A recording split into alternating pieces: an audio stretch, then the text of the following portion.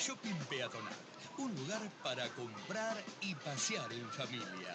Abierto todos los días. Shopping Peatonal, cerca de la gente. Shopping Peatonal, cerca de la gente.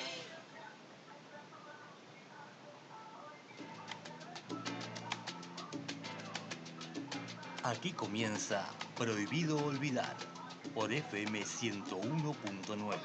Actualidad local, nacional, cultural y social. Conducción, Gloria Álvarez. Opinión y comentarios, Pablo Aceto. Y aquí comenzamos Prohibido un nuevo Olvidar. programa de Prohibido Olvidar en un horario especial a las 3 de la tarde. ¿Quiénes hacemos Prohibido Olvidar? Pablo Aceto, Fede Garrido en la operación técnica y quien te habla, Gloria Álvarez. Hoy vamos a hablar un poquito del ingreso familiar de emergencia. Vamos a hablar de los pymes, cómo está la situación. Muy buenas tardes a todos los que están escuchando la FM 101.9 y aquí comenzamos un nuevo programa de Prohibido Olvidar en un horario especial a las 3 de la tarde. ¿Quiénes hacemos Prohibido Olvidar? Pablo Aceto, Fede Garrido en la operación Muy bien, técnica, muy bien. y quien te Muy habla, buenas Gloria Álvarez. tardes. Un Hoy saludo, vamos a hablar, un abrazo al ingreso Fla familiar Cortés de que nos precedió emergencia. en Vamos a la hablar de las pymes, en esta cómo está su situación. digamos, Los transmisión intendentes bastante piden endurecer la atípica. Bueno, la semana Vamos pasada, a por tener la ejemplo, y editorial esto es de bueno Pablo también Aceto y como nos para vamos a despedir entender con cuál un es tema del Flaco las Espineta, circunstancias Durazno sangrando. en la que nos Y estamos ya manejando. lo vamos Ya teníamos pactado que por una cuestión que hace a lo que es el manejo de horarios y este tipo de circunstancias que nos maneja, que nos lleva el tema de la pandemia. En este tiempo tenemos este horario y el martes pasado no pudimos salir. No pudimos salir, que son parte, teníamos que hacer 2 recetas. Claro. Y eso nos llevó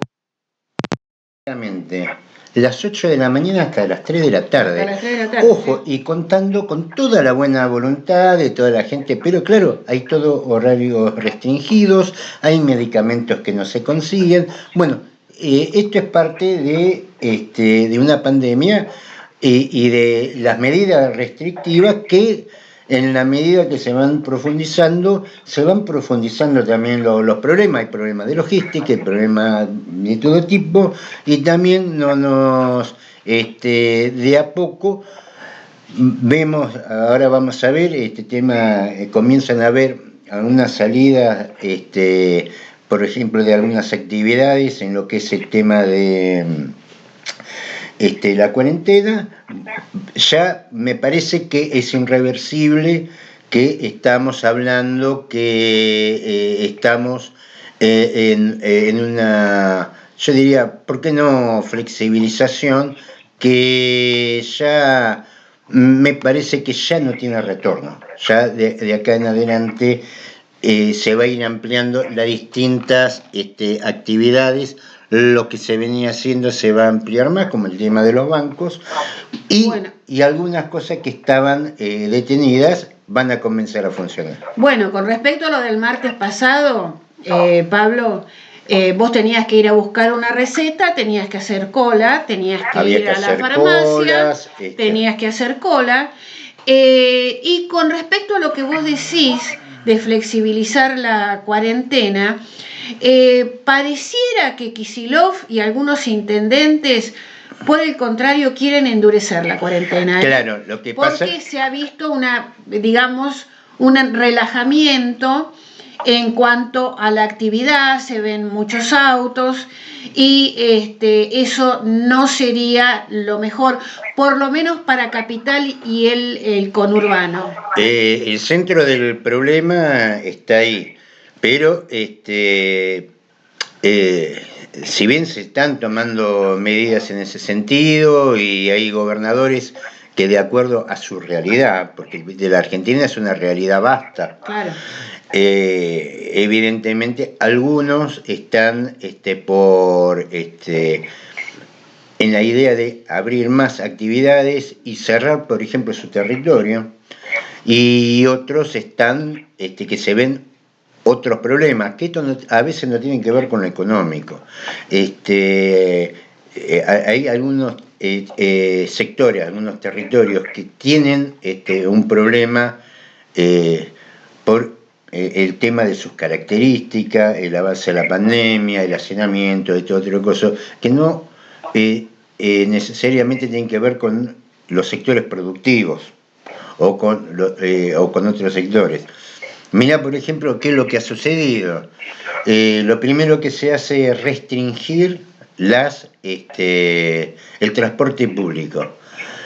Y desde la semana pasada, a la inversa, lo que hacen es aumentar el transporte público para no generar hacinamiento.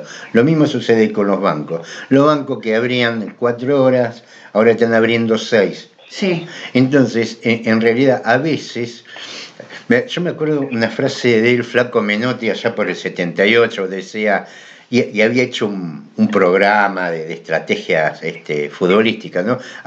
A veces para entrar hay que salir y a veces para salir hay que entrar. A veces las medidas restrictivas tienen como efecto todo lo contrario a lo que se buscó. Por ejemplo, el cierre de los bancos en su momento, que fue un error, ¿qué es lo que generó? Generó hacinamiento en el momento que se abrieron. Claro.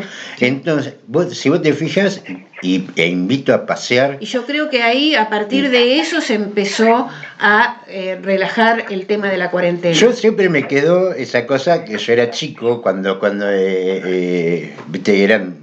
y había televisión nada más, no había redes, no había nada, el programa ese una especie de documental, enseñaba táctica, eso, siempre estaba la frase del Flaco Menotti: para entrar hay que salir y para salir hay que entrar. Esto lo decía con respecto, por ejemplo, a lo que era el embotellamiento en el área rival. Si vos con tu equipo presionás sobre el rival, lo que haces es juntar muchos jugadores en el área y dificultar tu propio ataque. Entonces, ¿qué es lo que proponía él? Retrocedemos, se abre la defensa y ahí volvemos a avanzar sobre una defensa abierta. Esta era la idea de salir para entrar. Y creo que en muchos sentidos, por ejemplo, en lo que es el tema del transporte público, se dio eso. Se aumentó para, por lo menos, estoy hablando de Capital Federal y conurbano, en Mar del Plata es otra historia. Pero se aumentó el servicio justamente para evitar el hacinamiento, es decir, para entrar, y lo mismo sucede con los bancos. Hoy por lo menos hasta el viernes los bancos se abren hasta atención al público hasta las 5 de la tarde, pero a lo contrario que uno diría, no, si el banco está cerrado no va gente, no, el banco está abierto, atiende más horas para evitar el hacinamiento. Exactamente. Entonces hay que ver cómo van a ir evaluando todo este tipo de cosas, ¿no? Bien. Tenemos preparada la columna de Alberto Cortés, que nos envía gentilmente todas las semanas desde Rosario. Sí, y la ha mandado incluso cuando no hemos podido aparecer en el programa. Acá vamos. La crisis mundial provocada por la pandemia del COVID-19 está provocando cambios en las relaciones internacionales y articulándose con otros que se producen por diversas causas, lo que abrirá sin duda un espacio de transformaciones de todo tipo que alumbrarán, para bien o para mal, un mundo posterior a la pandemia bastante diferente al anterior, seguramente en un devenir a lo largo de un tiempo, difícilmente en una mutación súbita. Los Estados Unidos habían emergido de la disolución de la Unión Soviética a principios de los 90 como única superpotencia mundial. Era la culminación de un proceso comenzado, para no remontarnos a etapas anteriores, Con la rápida industrialización y formación de grandes monopolios tras la Guerra Civil de 1861-65, el salto a potencia mundial con la guerra con España de 1898 y sus subsecuentes apropiaciones coloniales, y especialmente las dos guerras mundiales. Luego, la etapa de la competencia con la Unión Soviética, donde muchas veces habían estado más cerca de perder que de ganar, pero que finalmente culminó con lo que un iluso politólogo yanqui llamó el fin de la historia, el triunfo norteamericano, que entonces creyeron definitivo, pero que ahora sabemos transitorio. El acelerado desarrollo económico, tecnológico y en buena medida militar chino, más sus crecientes relaciones con muchos países de los 5 continentes, relaciones en general mucho más consensuadas bilateralmente y menos impuestas, violentas y extorsivas que las que los Estados Unidos históricamente han practicado, la recomposición económica, política y militar de Rusia con Putin después de la debacle de los 90, que llegó a ponerle un parate a la decisión ya tomada en Washington de cambiar el gobierno de Siria, y viene contribuyendo a otro similar en Venezuela, más la consolidación de potencias regionales que no aceptan la hegemonía norteamericana como Irán, y los juegos propios de países con políticas pendulares como Turquía y la India, hacían ya, desde antes de la irrupción del coronavirus, cada vez menos vigente un mundo monopolar como el de los 90.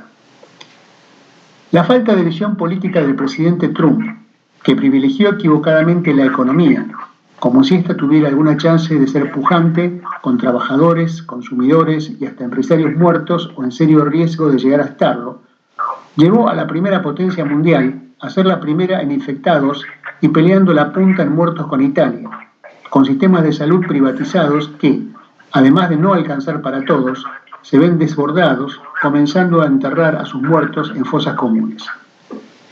Como venía ocurriendo, Trump no quitó en ningún instante del centro de sus preocupaciones la posibilidad de su reelección y, ante este desastre, entre otras tácticas, buscó desviar la atención a otros temas y a enemigos externos, casi siempre un buen negocio, mejor si incluyen una guerra, para los presidentes estadounidenses en el año en que buscan su reelección y los electores se sienten inclinados a confirmar al comandante en jefe de las Fuerzas Armadas frente a amenazas exteriores.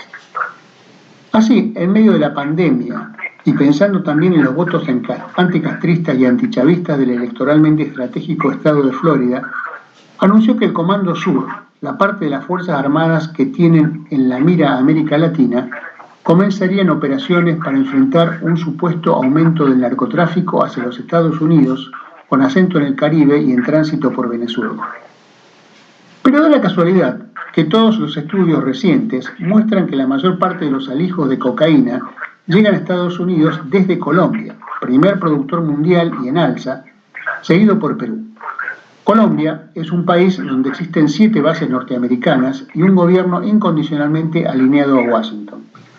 La mayor parte de esas cargas van por el Pacífico, bien lejos de Venezuela, país cuyo gobierno, que aumentó sustancialmente sus decomisos de drogas después de expulsar hace 15 años a la DEA, Agencia Norteamericana Antinarcóticos, manifestó de todos modos su disposición a colaborar con Estados Unidos en la lucha contra el narcotráfico si es un intento serio.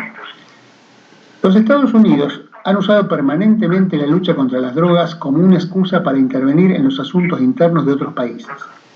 No han vacilado inclusive en apadrinar grandes contrabandos de drogas para financiar operaciones encubiertas de la CIA, como el escándalo de Irán-Contras en los 80.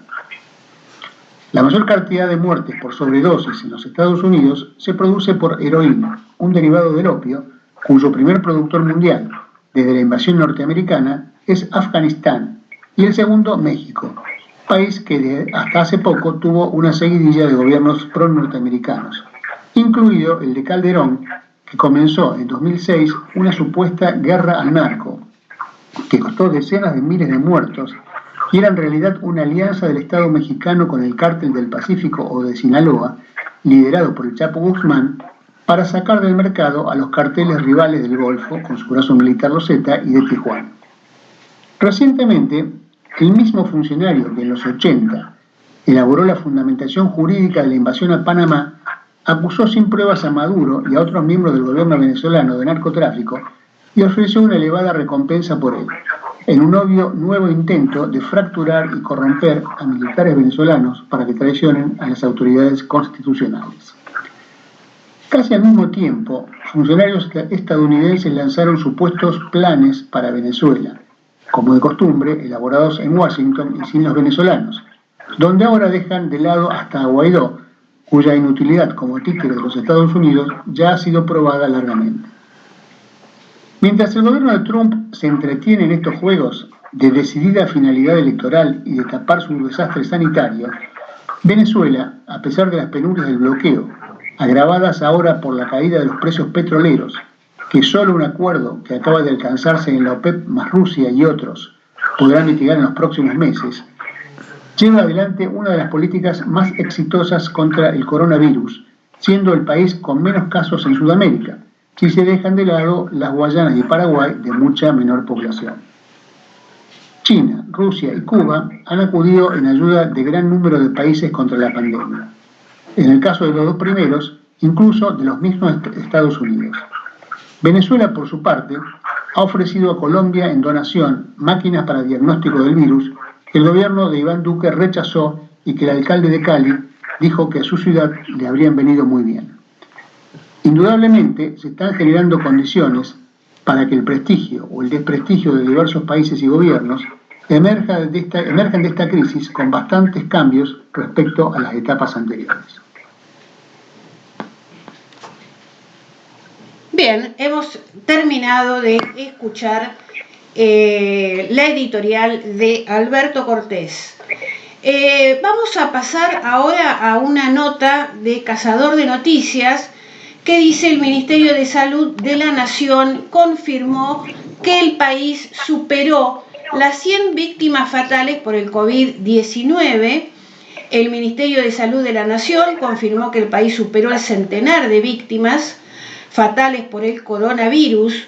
Los últimos casos fueron en Buenos Aires, Chaco y Río Negro. Un total de 102 personas murieron tras infectarse del coronavirus en Argentina, donde en las últimas horas se produjeron 3 nuevos decesos. La edad promedio de mortandad por la epidemia se mantiene en 70 años. La tasa de letalidad alcanza el 4,4% y la tasa de mortalidad es de 2,2% cada millón de habitantes. Y ANSES informa que comenzará el día 21 a pagar el ingreso familiar de emergencia. La ANSES informa que los beneficiarios del ingreso familiar de emergencia que están comunicando su número de CBU comenzarán a cobrar los 10.000 pesos a partir del próximo 21 de abril y hasta el 5 de mayo, inclusive. Las acreditaciones se realizarán todos los días hábiles del periodo indicado en los CBU aportados por los titulares del beneficio extraordinario creado por el Gobierno Nacional. El orden de acreditaciones se hará por número de DNI.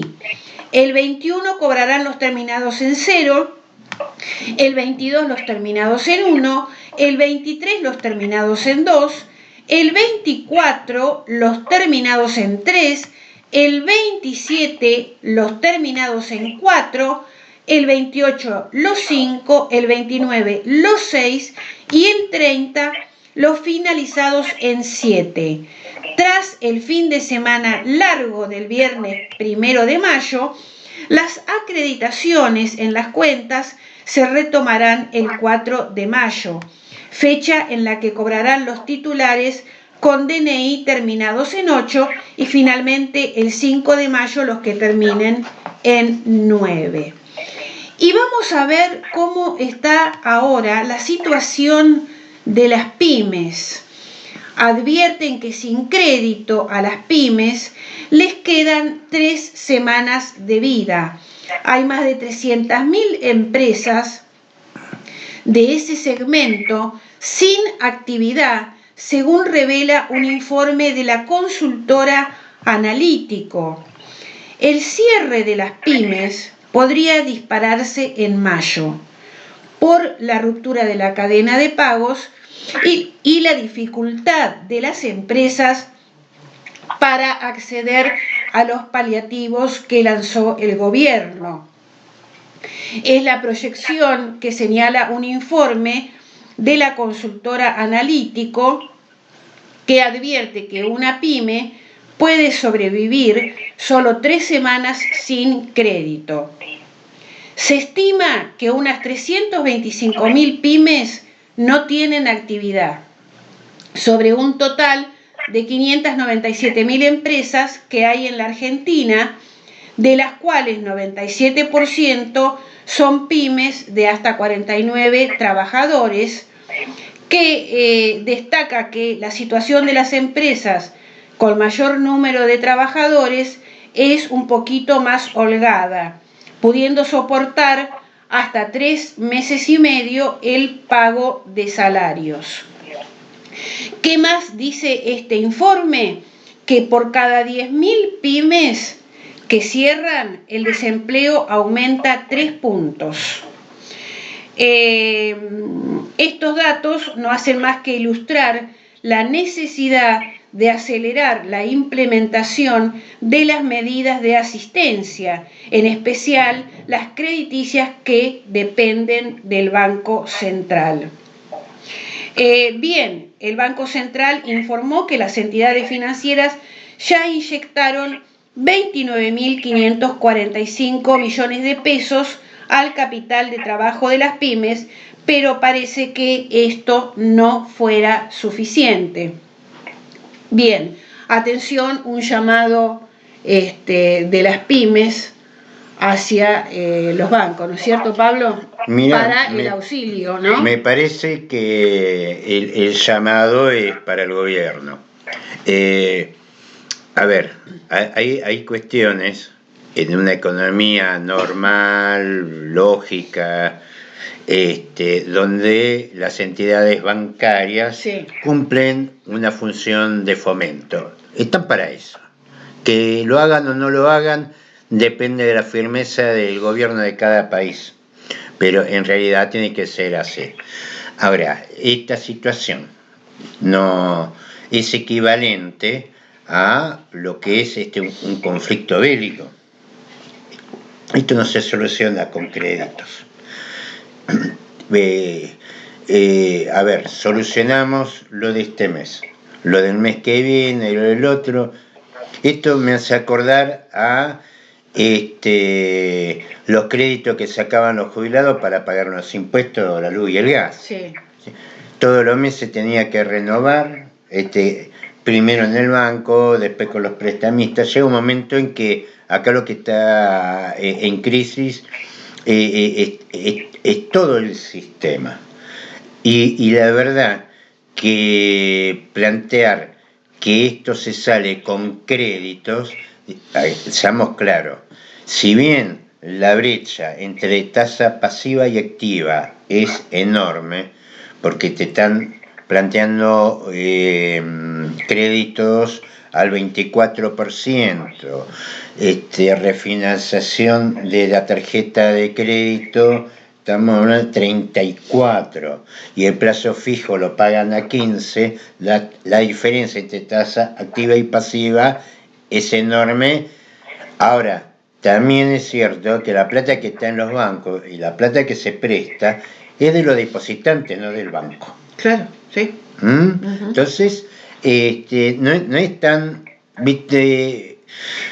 como que se buscan soluciones que son para otras circunstancias.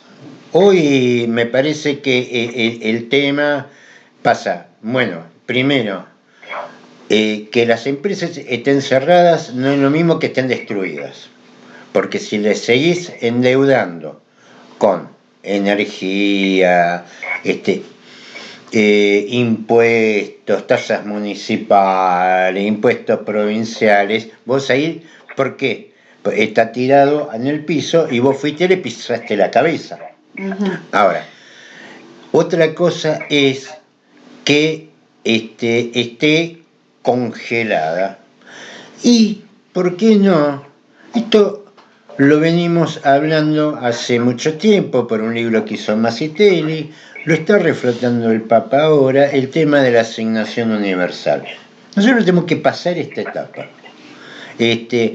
Si le seguimos aplicando impuestos a una industria que, pero yo te digo una cosa, mañana se termina la cuarentena, abren los restaurantes, ¿quién va a ir a los restaurantes?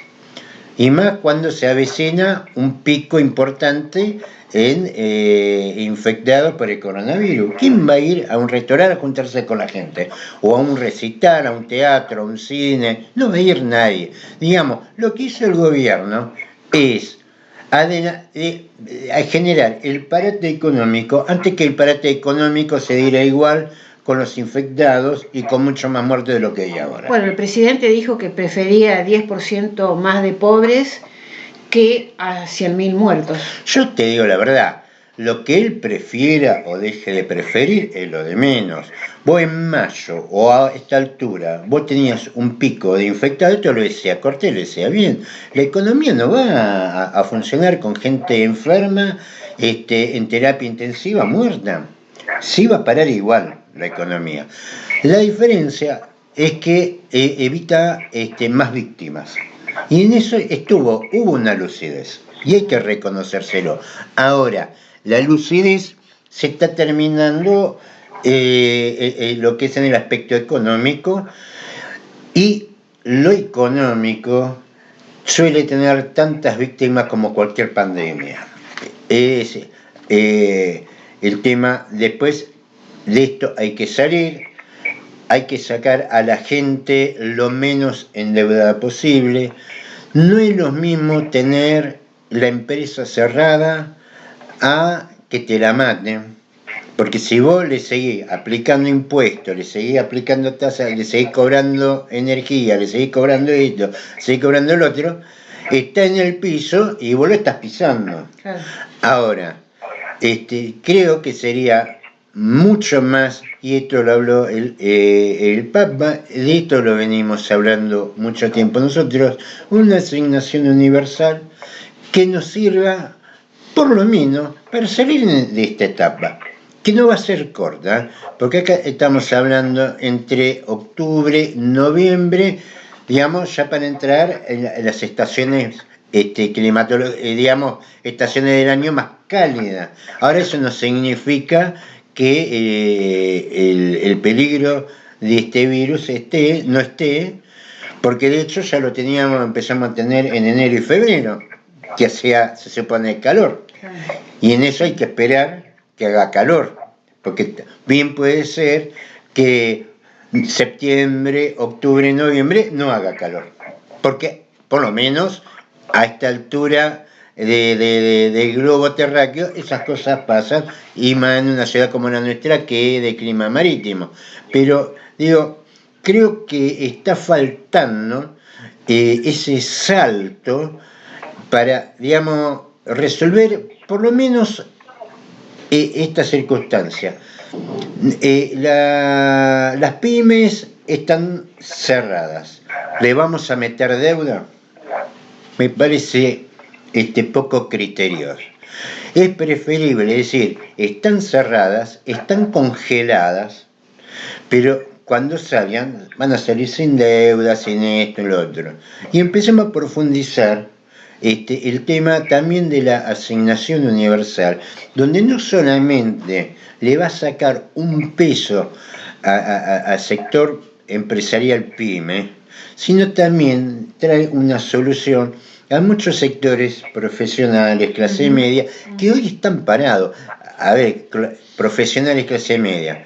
También hay que hablar de los autónomos, peluqueros, trabajadores de cualquier actividad que emprende de manera propia. Eso están, que se espera para hoy alguna resolución en ese sentido. Estamos viendo el aumento de morosidad en consorcios. En las expensas. En las expensas. Sí, 60%. Estamos enorme. morosidad en el pago de tarjeta de crédito. No sé cómo van a pagar la luz, distintas cosas. A ver, la asignación universal me parece lo más viable en estas circunstancias. Es más, me parece que es la manera viable de sacar el país de la pobreza. Pero digamos, por lo menos en esta circunstancia, porque el crédito, endeudar a las empresas que están en la lona, que después no va a tener capacidad de pagar esos servicios, sí. Porque no es que se están endeudando para comprar una máquina, producir más, no, se están endeudando para sobrevivir un mes más, una quincena más, y eso francamente no sirve. De la misma forma que el coronavirus iba a parar sí o sí la economía, porque lo ha hecho en los lugares donde no se le quiso dar bola al coronavirus. Se la paró igual la economía, sí, pero con más muertos. La economía se iba a parar. De la misma forma que la única solución es congelar el endeudamiento a estas empresas, avanzar sobre una asignación universal por algo que va a suceder igual, porque esto más a la larga, a la corta, va a terminar en un gran jubileo, porque nadie lo va a poder pagar.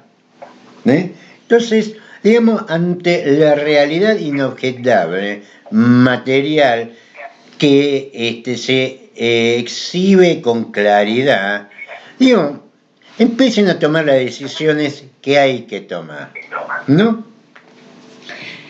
En el conurbano esperan un pico fuerte de contagios para mayo y piden endurecer la cuarentena. Se lo pidieron los intendentes a Kicillof este domingo. Creen que con el frío y la circulación comunitaria del virus, la situación será delicada. ¿Qué sería endurecer la cuarentena? Básicamente se habló de aumentar los controles en la vía pública, hacer respetar las distancias mínimas en cajeros automáticos, supermercados, comercios y mantener los controles en los accesos, en la mayoría de los casos, con control de temperatura obligatorio. La frase de Alberto sobre salir a correr fue desafortunada. Se lamentó, dijo uno de los intendentes que participó de la reunión con el gobernador. Por eso los intendentes piden, en su mayoría, volver a endurecer todos los controles. El diagnóstico sobre el impacto económico de mediano plazo es desolador. Estiman que la pobreza superará el 50% y el desempleo los 15 puntos, con una importante destrucción de empresas. Pero eso es después. Ahora la urgencia es contener el contagio. Claro, lo que pasa es que una cosa va con la otra.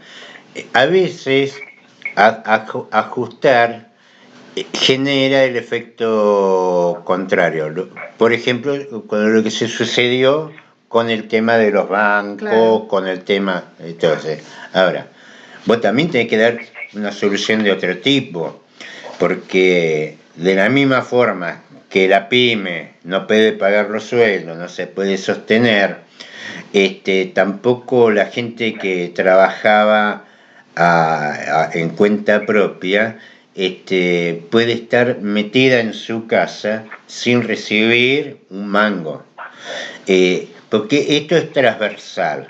Esto le toca a lo que cobraban los planes antes y a lo que van a cobrar los planes ahora.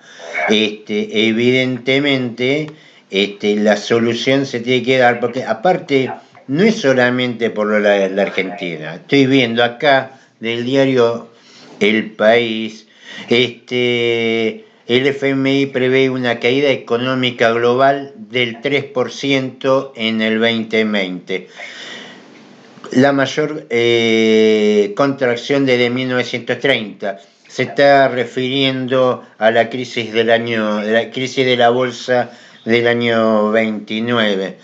3%. Caída es prácticamente que la economía mundial se congela. El promedio hasta el 2008 era del 2,5 el crecimiento de la economía, con la incorporación de China, que fue durante 2008, 2009, 2010, el aumento de los precios de los commodities y todo eso, con la incorporación de China, el mundo duplicó ese crecimiento hasta prácticamente el 4,6.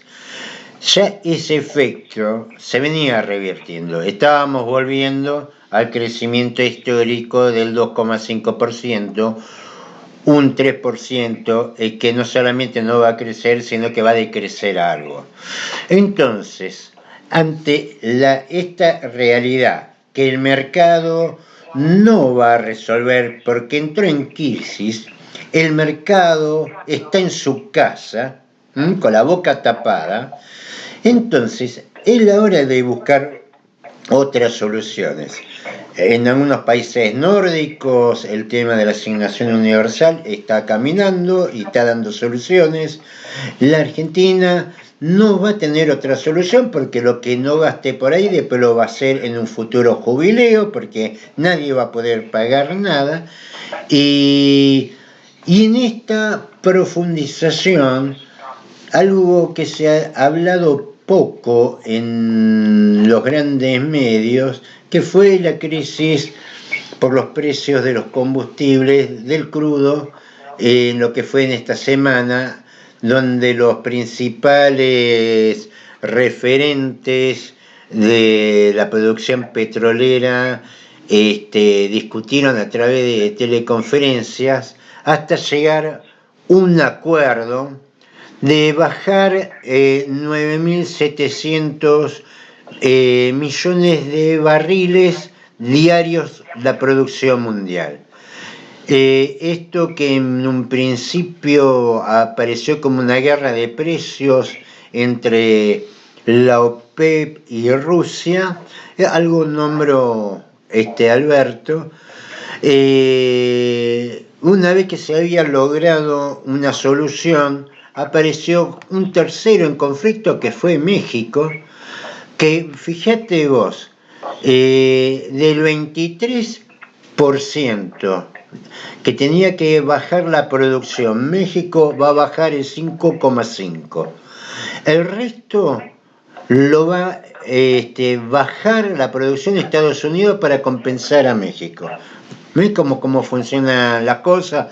Que la cosa del libre mercado es hasta que lo que manejan las cosas tienen que meter la mano para que no se le vaya todo en pique, y a pesar de todo llegó un aumento de $33 el barril y continúa a la baja. ¿Por qué?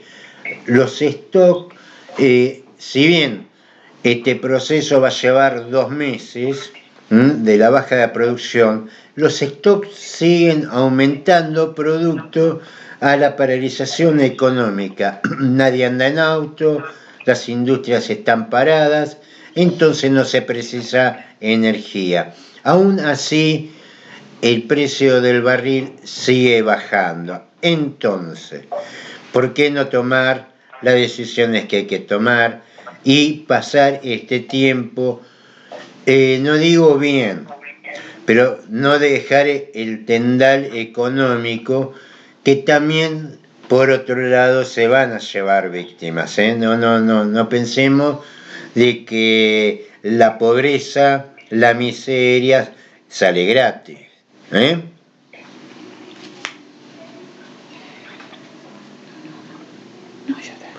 ¿Qué tenemos acá? Tenemos algunos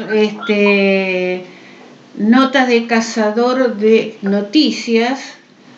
Vamos a ver. Vamos a leer algún título de Cazador de Noticias. Dale.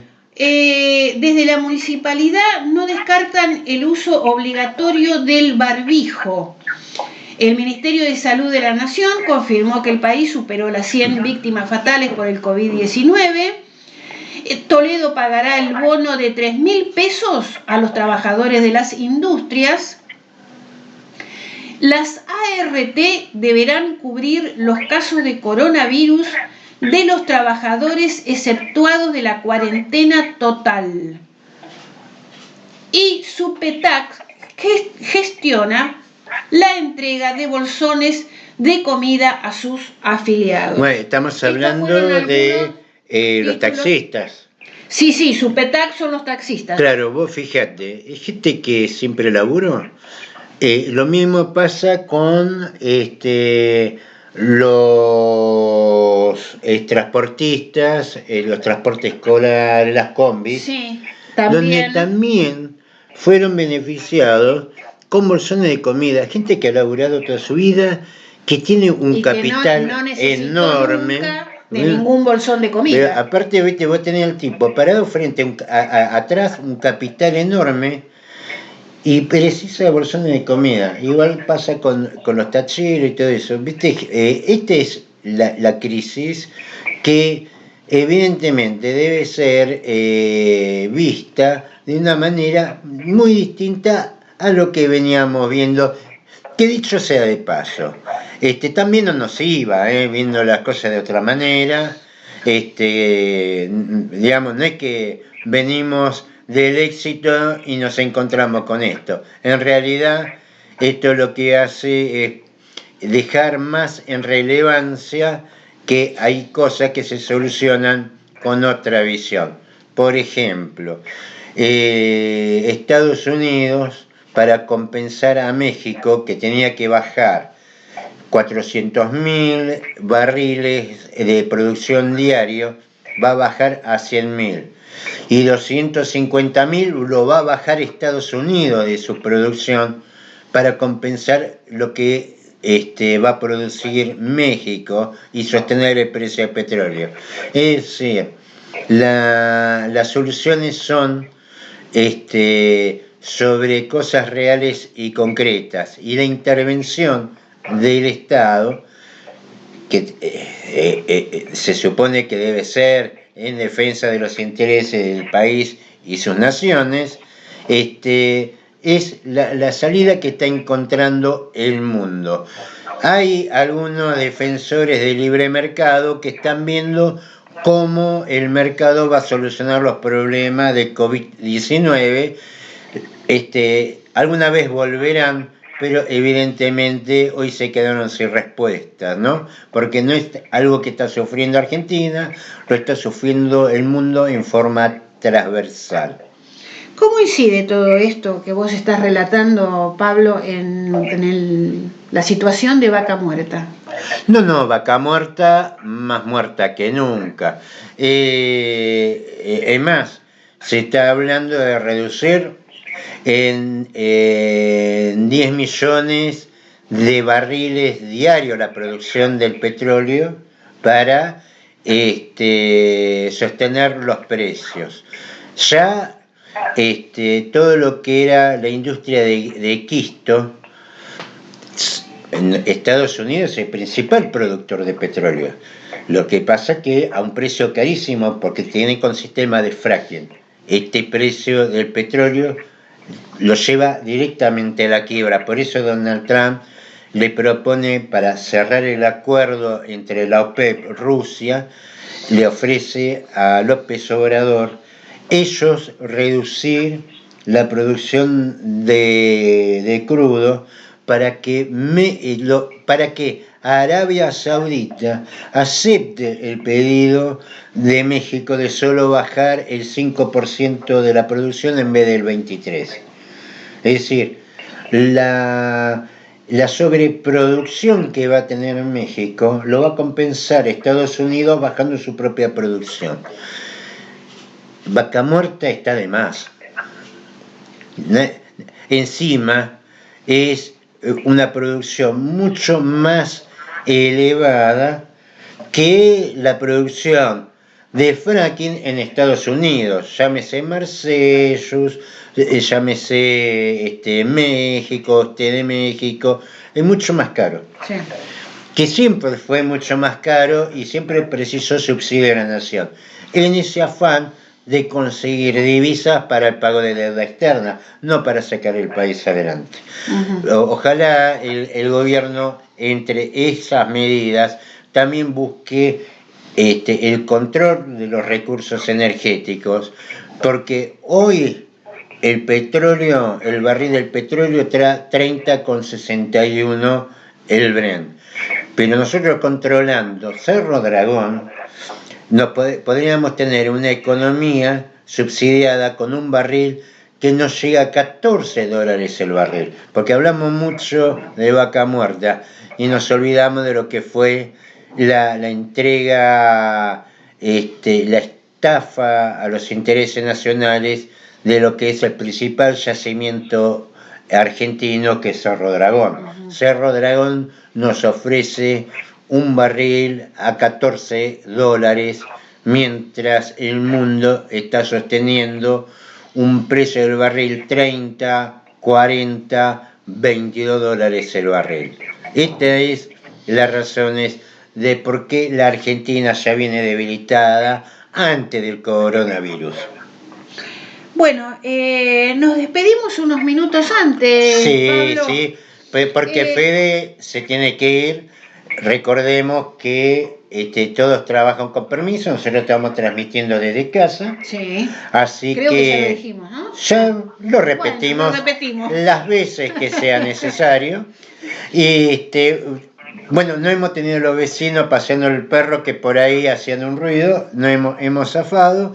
Y bueno, hay que liberarlo a Fede, tiene que cumplir la cuarentena y nos estamos despidiendo. Bueno, el caso tuyo el sábado con tres para el desayuno y nosotros el próximo martes con Prohibido Olvidar. Bueno, nos vamos escuchando al Flaco Spinetta con un tema, Durazno Sangrando. Hasta el martes que viene.